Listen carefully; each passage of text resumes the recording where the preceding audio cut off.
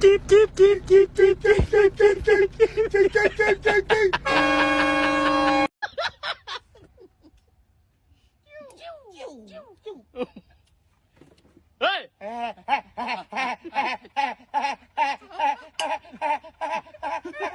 Trung Hoa.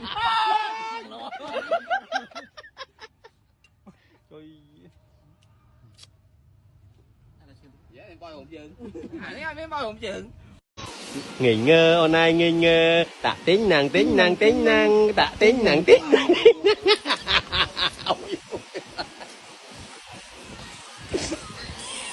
Trời ơi, đại co mình là thời châu lắm đại co.